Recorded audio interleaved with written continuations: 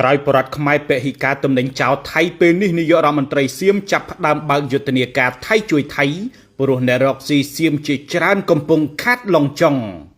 បន្ទាប់ពីយុទ្ធនាការខ្មែរប្រើរបស់ខ្មែរដែលបណ្ដាលឲ្យអ្នករកស៊ីសៀមរាប់ម៉ឺនអ្នកត្រូវខាត់ឡងចុង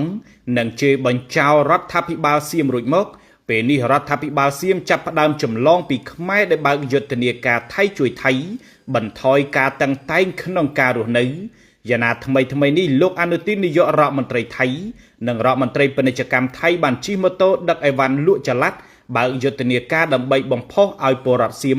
ដែលកំពុងតែដើរទាត់ខ្យល់ឲ្យបង្កើតរបបតូចតាចរស់នៅតាមយថាកម្មយ៉ាងណាក្រោយឃើញរូបភាពដែលនាយករដ្ឋមន្ត្រីលមោបឈ្លានពានសៀមចេញធ្វើយុទ្ធនាការបែបនេះពលរដ្ឋខ្មែរមួយចំនួនបាននាំគ្នាលើកឡើងថាការធ្វើពហិការរបស់ពលរដ្ឋខ្មែរដែលនាំគ្នាមិនប្រើប្រាស់មិនហូបចុកទំនិញរបស់ចៅឈ្លានពានសៀម